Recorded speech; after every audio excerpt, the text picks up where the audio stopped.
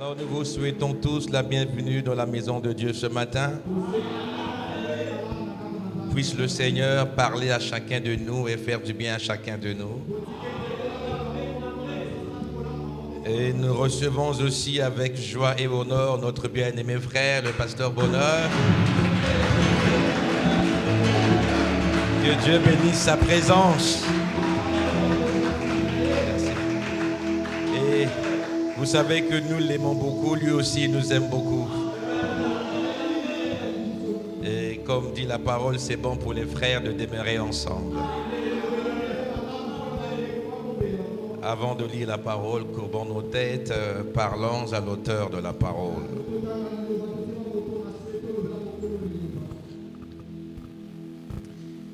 Seigneur, nous venons te rendre grâce pour la grâce et la miséricorde que tu nous as accordées ce matin, d'être encore comptés parmi les vivants et d'être rassemblés dans ta maison pour écouter la parole. Oh Dieu, merci pour la vie, merci pour la santé, merci pour la révélation de ta parole. Nous te prions, Seigneur, par le Saint-Esprit, de venir interpréter la parole, de mettre dans la bouche de ton serviteur les paroles, les mots et les phrases qu'il faut pour le bien-être de ton peuple, Seigneur. Oh, tout ce qui est de l'humain, oh, tout ce qui est du monde, Seigneur. Père, nous prions afin que nous ne nous arrêtions point seulement à la lettre, car ton serviteur Paul a bien dit que la lettre tue, mais l'esprit vivifie. Nous voulons que la parole soit confirmée par le Saint-Esprit et que ceux qui sont venus affligés trouvent la joie, ceux qui sont venus malades trouvent la guérison et les pécheurs la repentance au Seigneur. Laisse que ta volonté soit faite maintenant. Mets-moi totalement hors du chemin afin que toi seul puisses te glorifier au nom de Jésus-Christ. Amen. Nous allons prendre nos Bibles pour lire la parole. Et nous croyons que la technique fera diligence pour que nous ayons la qualité du son que nous avons toujours eue.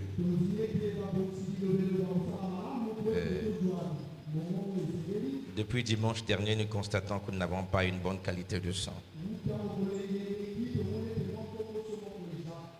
Apocalypse chapitre 4, versets 1 à 11. Apocalypse chapitre 4, versets 1 à 11, nous lisons. Après cela, je regardais et voici une porte était ouverte dans le ciel.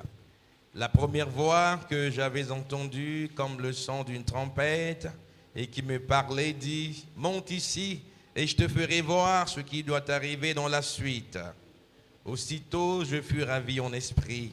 Et voici, il y avait un trône dans le ciel.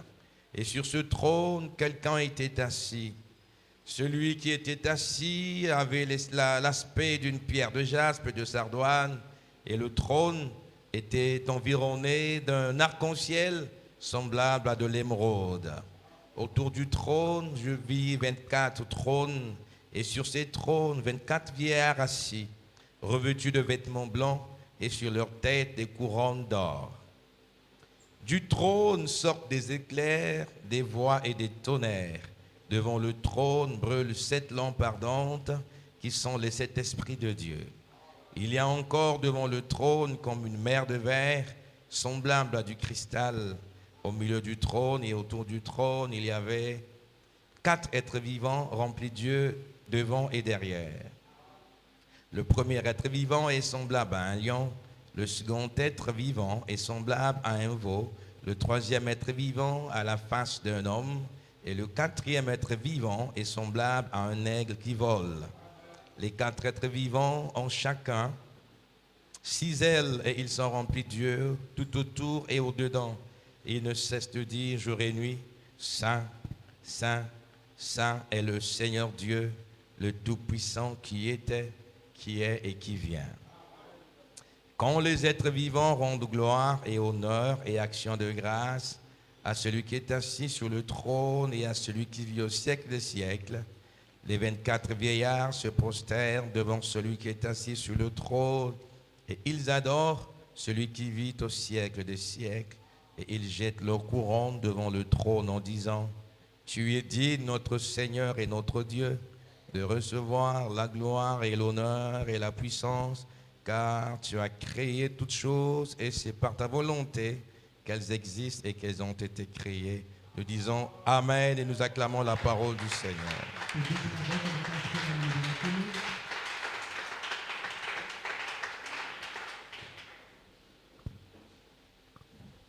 Notre enseignement demeure le même.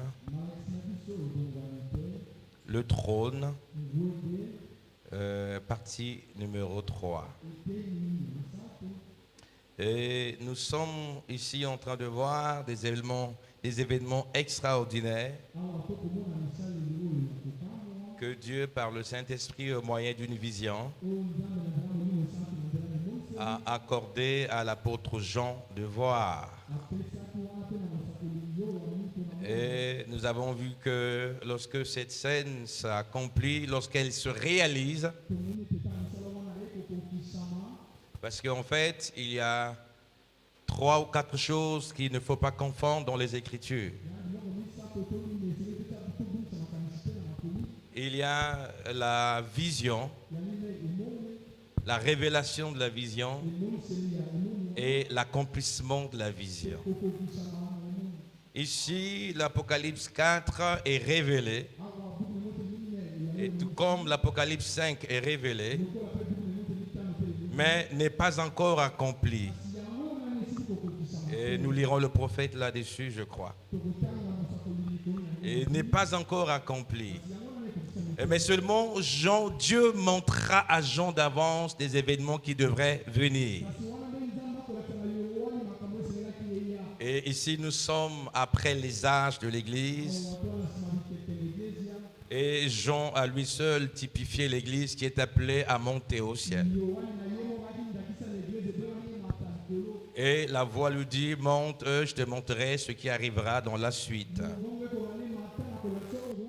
Ce qui arrivera dans la suite des événements après l'enlèvement de l'Église. Et Jean a vu quelqu'un qui est assis sur le trône. Et celui qui est assis sur le trône, c'est le Seigneur.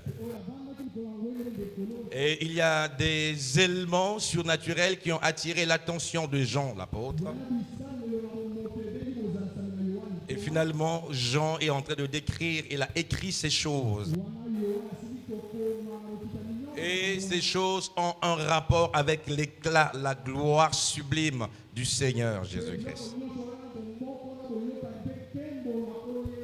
Et je crois que mercredi, alors que nous étions en train d'étudier les différentes couleurs qui composent l'arc-en-ciel et leur implication dans l'Église,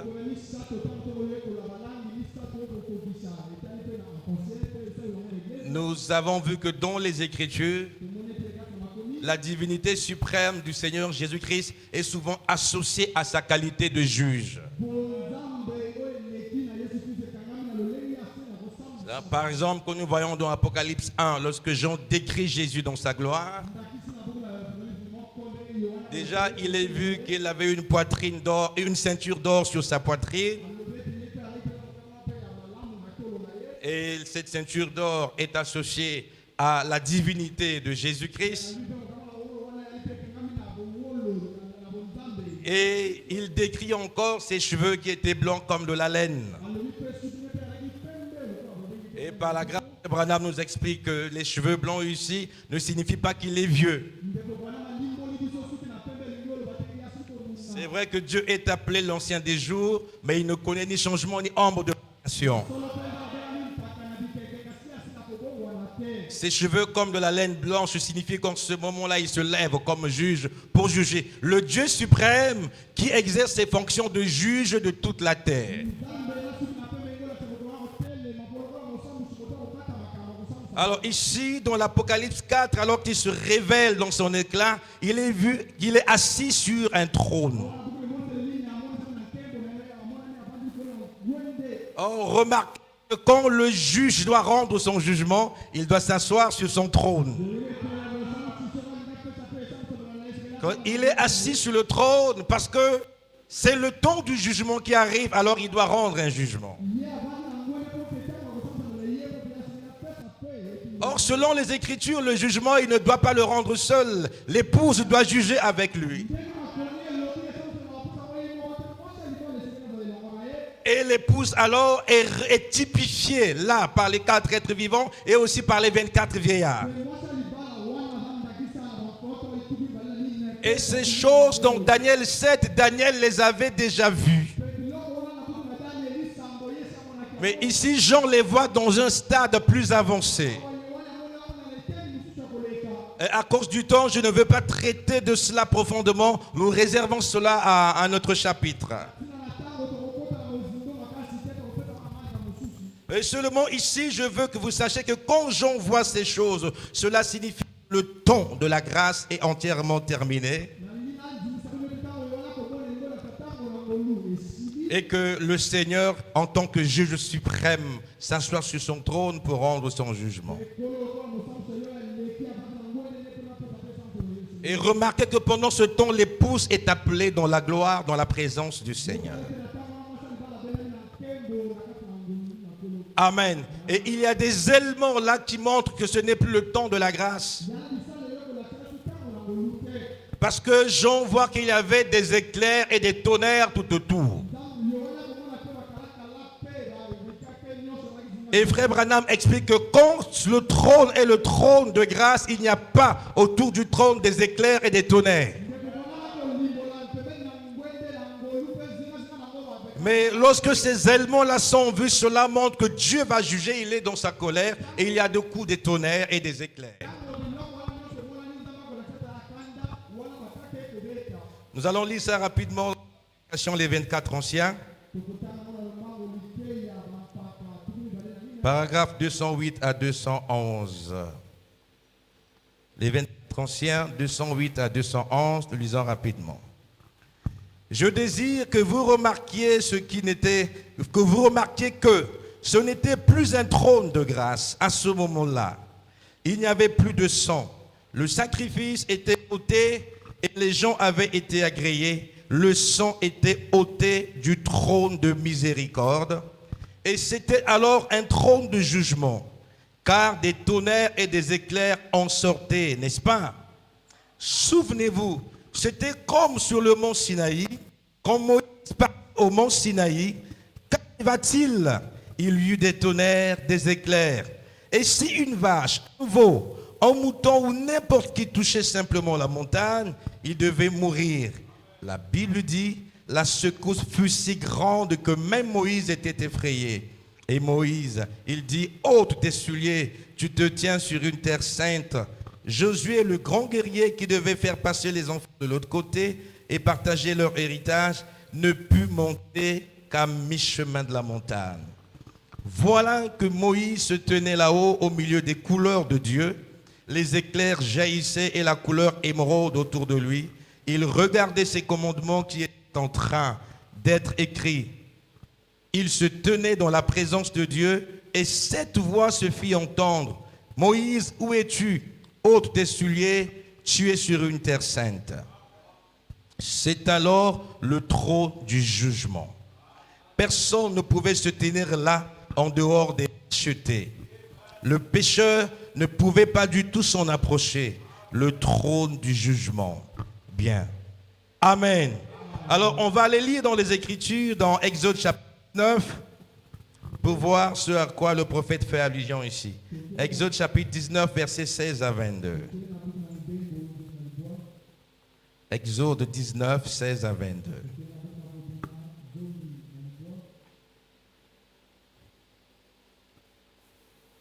Lisons au nom du Seigneur. Le 3e jour, au matin, il y eut des tonnerres, des éclairs et une épaisse nuée sur la montagne.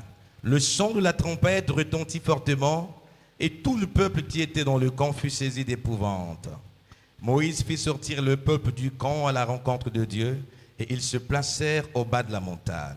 La montagne de Sinaï était toute enfumée parce que l'Éternel y était descendu au milieu du feu. Cette fumée s'élevait comme la fumée d'une fournaise et toute la montagne tremblait avec violence. Le son de la trompette retentissait de plus en plus fortement.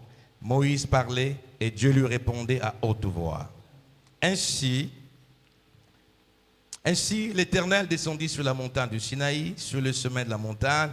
L'Éternel appela Moïse sur le mont Sinaï, sur le sommet de la montagne, et Moïse monta.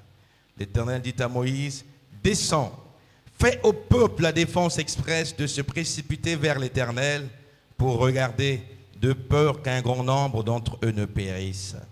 Que les sacrificateurs qui s'approchent de l'Éternel se sanctifient aussi, de peur que l'Éternel ne les frappe de mort. Amen. Lorsque nous examinons les Écritures, nous voyons que dans Exode 3 et Exode 4 jusqu'à Exode 6,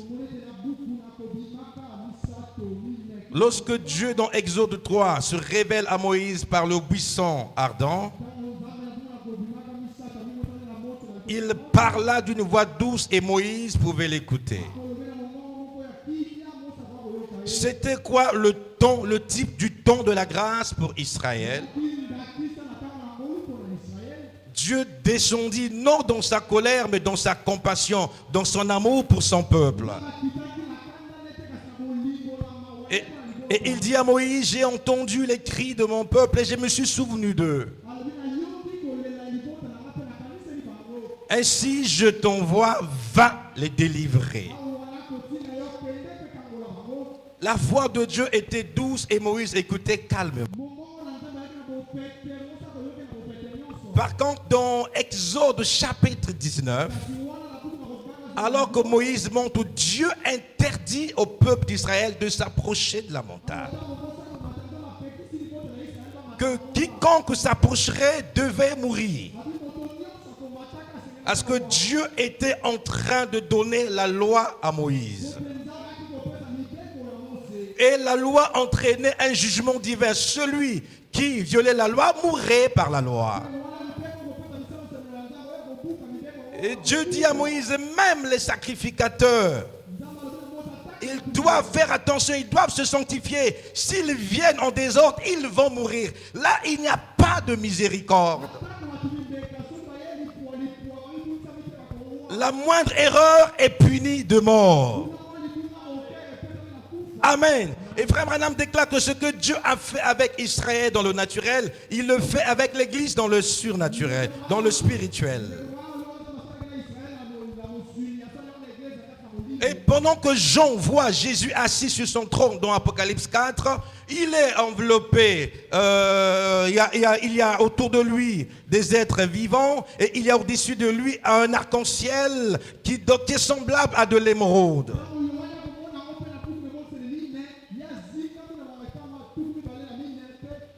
Mais seulement Jean constate qu'il y a des voix, des tonnerres et des éclairs. Et Frère Branham explique qu'en ce moment-là, Christ quitte du trône de la grâce ou de la miséricorde. Il est assis sur le trône du jugement pour rendre son jugement. Et ça sera un moment terrible et horrible pour les pécheurs. Mais aujourd'hui, le Seigneur n'est pas encore assis sur le trône du jugement.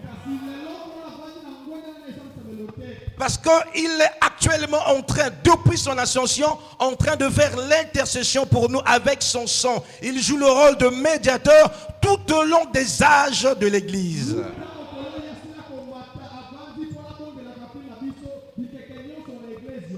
Amen.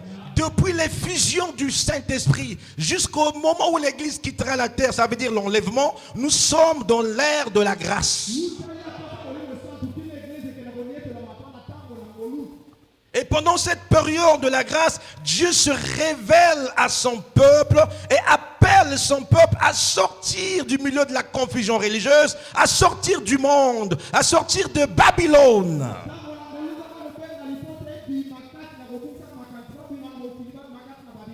Et c'est parce que nous sommes dans ce temps de la grâce que nous pouvons nous asseoir et écouter la parole de Dieu et dire Amen à la parole de Dieu.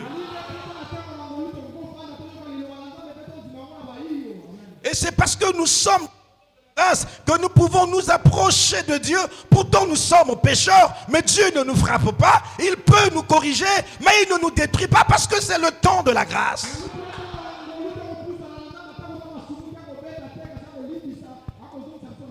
Et dans ce temps de la grâce, il appelle les élus.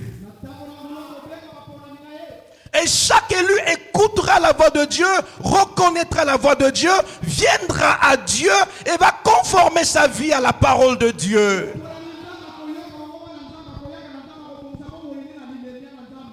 Amen. Pourquoi Dieu a donné la grâce? Parce qu'il sait que personne ne peut vivre par la loi. Parce qu'il fait que la loi est rugueuse. Et si jamais quelqu'un violait la loi, peu importe son statut, Dieu ne faisait pas de miséricorde. Le jugement de Dieu s'abattait sur la personne.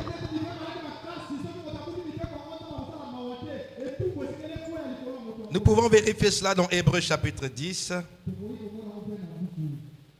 Hébreux chapitre 10, verset 28. Oh là là, je sens la présence du Seigneur. Oh Jésus. Hébreux 10, 28. Lisons. Celui qui a violé la loi de Moïse meurt sans miséricorde sur la déposition de 2 ou de 3 témoins.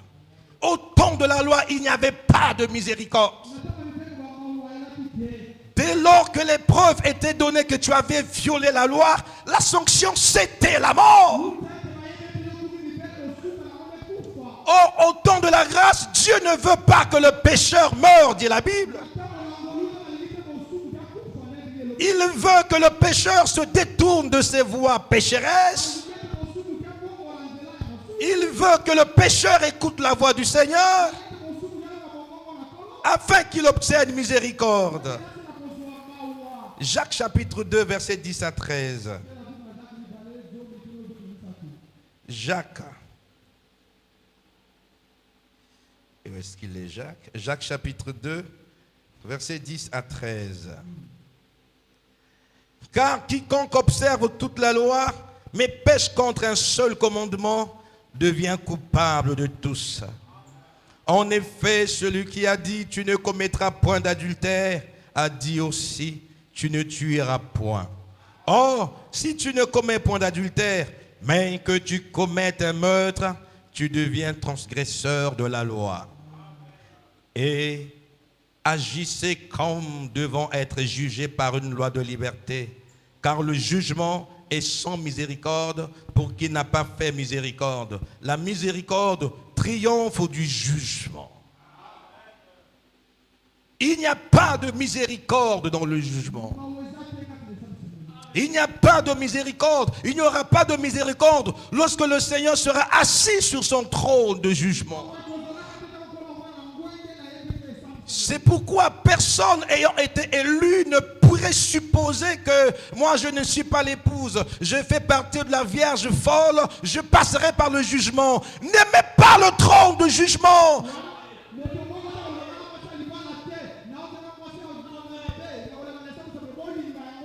Personne ne pourra se justifier devant Dieu, c'est pas possible. Aujourd'hui, nous disons, oh Dieu, tu sais que je ne suis qu'un homme. Satan m'a trompé, je suis tombé. Mais imagine-toi Jésus assis dans la gloire sur son trône. Et toi en face, est-ce que dire que Satan m'a trompé? Oh, frère Branham déclare que si quelqu'un est sauvé, Satan ne peut pas l'avoir. Quand quelqu'un a le Saint-Esprit, Satan ne peut pas venir jusqu'à lui. Parce qu'il porte le gage de Dieu, le titre de propriété de Jésus.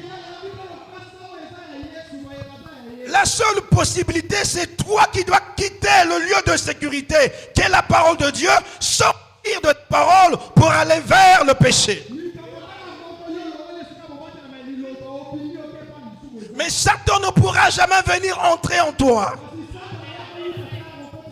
Et là encore, frère Branham dit, si Satan le fait, ça veut dire qu'il est sauvé lui aussi. Ça veut dire qu'il est passé par la justification, par la sanctification et par le baptême du Saint-Esprit. Or, Satan ne peut jamais être justifié. Il ne peut pas être sanctifié. Et il ne peut pas être baptisé du Saint-Esprit. Donc, il ne peut pas posséder un élu. Les dénominations nous trompent. Ils disent, frère, tu es possédé par un démon. Je crois que quelqu'un peut être possédé, mais un incroyant. Mais quelqu'un qui est réellement né de nouveau. Quelqu'un qui est devenu le tabernacle de Dieu ne peut pas être possédé. Il peut être combattu. C'est là où Dieu a dit à Jérémie, ils te feront la guerre, mais ils ne te vaincront pas. Amen. Combattu, oui. Possédé, non. Amen. Pour que quelqu'un soit possédé, il faut qu'il soit un incrédule et que son cœur soit le trône de Satan. Amen. Parce que Satan ne peut jamais s'asseoir sur le trône de Dieu. Et Dieu ne peut pas s'asseoir sur le trône de Satan. Amen.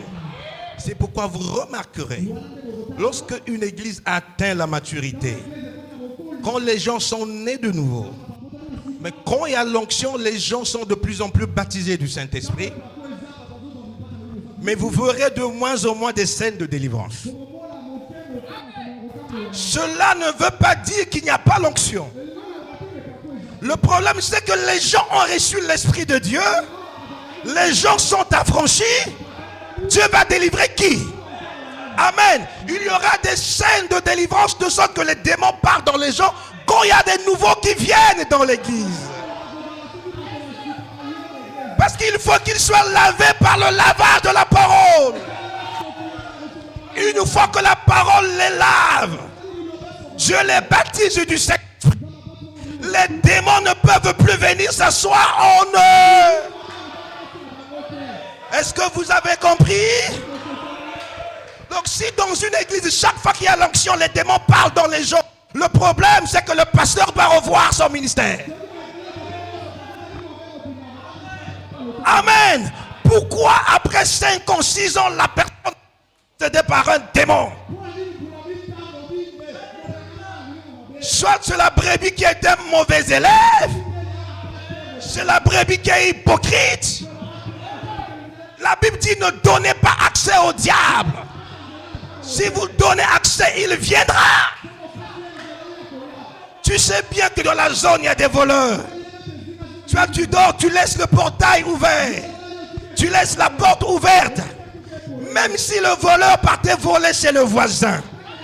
Mais en passant, quand il voit la porte ouverte, il dit il y a une opportunité de voler ici. Ne laissez jamais la porte de votre corps ouverte. Fermez-la contre Satan. Vous ne pouvez l'ouvrir que pour écouter la parole. Vous ne pouvez l'ouvrir que pour obéir à la parole. Mais quand on demande, la porte doit être fermée. Alléluia. Oh, je me sens bien. Lisons Hébreux chapitre 4. Hébreux chapitre 4, verset 16. C'est beau la parole. Écoutez, j'aime le message. Ah, c'est formidable. Approchons-nous donc avec assurance du trône de la grâce afin d'obtenir miséricorde et de trouver grâce pour être secourus dans nos besoins. Pendant toute cette période de grâce, le Seigneur dit ceci: venez à moi, vous tous qui êtes chargés et fatigués, et je vous donnerai du repos. Le repos dont il parle, c'est le baptême du Saint-Esprit. Il dit, venez, je vous baptiserai de l'Esprit de Dieu, et vous ne serez plus la risée de Satan. Vous ne serez plus malmenés par Satan. Mon frère, ma soeur, ce n'est pas le temps de jacasser. Ce n'est pas le temps de perdre le temps dans les futilités. Répondons favorablement à l'appel de Dieu. Le message est l'appel à sortir de Dieu pour cet âge dans lequel nous sommes. Souvenez-vous d'Apocalypse 18, 4. afin que vous ne participiez pas à la destruction de Babylone la grande, des systèmes dénominationnels. Sortez de la religion, sortez de Babylone, sortez du raisonnement que mes parents étaient protestants, moi aussi protestant. Mes parents étaient catholiques, moi aussi je dois être catholique. Je vais à Sublime Alliance parce que le pasteur un temps il va prier pour moi. Écoutez, le don ne sauve pas. La parole sauve. Quand les gens ont vu les miracles, ils ont suivi Jésus. Parce qu'il a multiplié le pain. Quand Jésus commençait à révéler la parole, pour leur dire que mon corps, que si quelqu'un veut me suivre, qu'il mange ma chair et qu'il boive mon sang.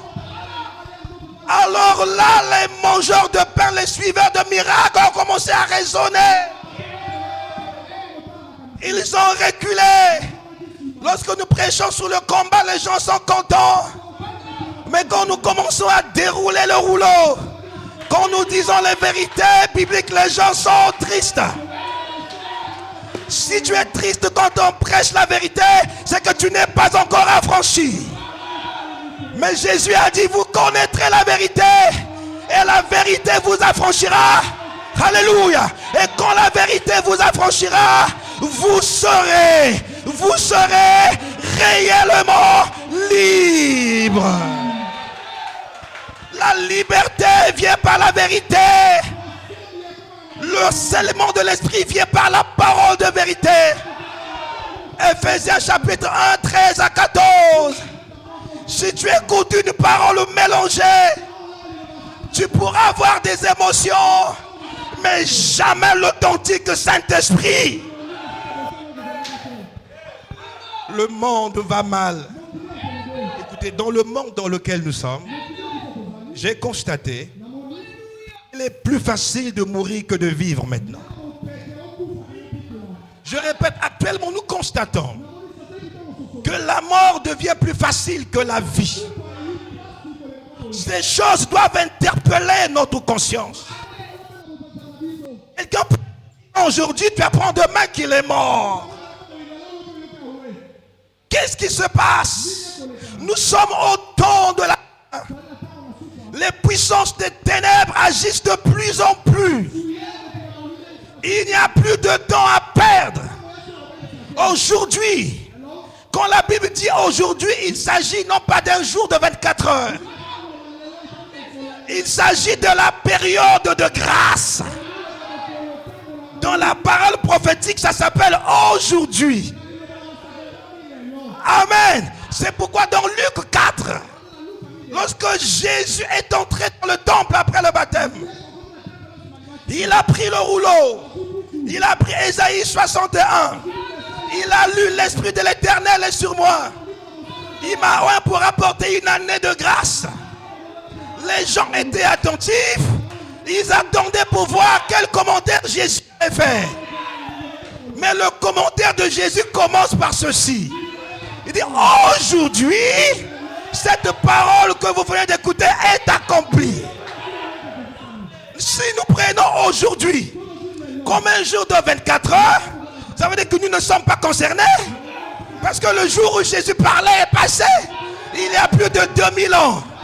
Mais là, aujourd'hui, là, c'était tout le temps de la grâce. Amen. Et pendant ce temps, le Seigneur est sur le trône de grâce avec son sang en train d'intercéder. Mais après le temps de la grâce, il s'assera comme juge sur le trône de miséricorde. Là, ça ne sera plus aujourd'hui. Ça sera le jour de la colère. Amen. Ce jour grand et terrible. C'est pourquoi avant ce jour, selon Malachie 4, 5, 6, le Seigneur dit que je vous enverrai Élie le prophète. Avant ce jour grand et redoutable, avant le jour où Jésus sera assis sur le trône pour juger, l'Église devait recevoir un ministère prophétique particulier. C'est le ministère de Malachie 4. Et de tous les messagers, Il y a un homme qui a été identifié à ce qui est écrit dans Malachie 4. Et cet homme, c'est le messager William Marion Branham. Il est revenu dans l'église avec le message des apôtres, avec la foi des apôtres, pour nous sortir de la confusion et des fausses interprétations de la parole. Le message n'est pas une religion. Non, monsieur, ce n'est pas une religion. C'est seulement la révélation de la parole de Dieu.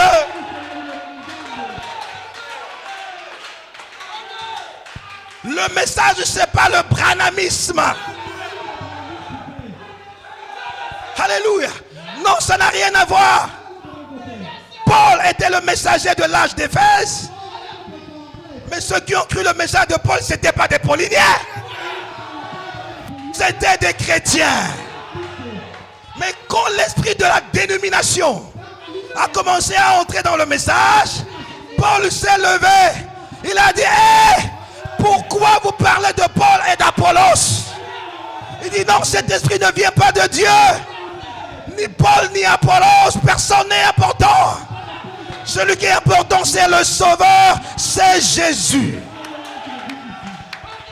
Alléluia. Nous n'avons pas besoin d'être branhamistes pour être sauvés. Nous n'avons pas besoin d'être joséphites pour être sauvés. Nous n'avons pas besoin d'être franquistes pour être sauvés. Nous avons besoin d'être chrétiens. Car il n'y a de salut en aucun autre que dans le nom de Jésus. Jésus doit trôner dans l'église. Un véritable Éphésiens 4 parlera toujours de Jésus. Alléluia. Dans l'histoire du salut, écoutez, il y a eu des noms grands comme le nom de Moïse ou le nom d'Élie. Mais la première fois que le nom de Jésus était prononcé, Jean-Baptiste était dans le ventre de sa mère. Élisabeth était enceinte de 6 mois. Pendant 6 mois, l'enfant ne bougeait pas. Or, les mères, vous savez, à un certain moment, l'enfant doit bouger. Jusqu'à 6 mois, s'il ne bouge pas, vous portez un mort-né. Élisabeth était inquiète. Comme Marie était enceinte, elle va s'approcher d'Élisabeth. Amen. Et quand le nom de Jésus a été prononcé,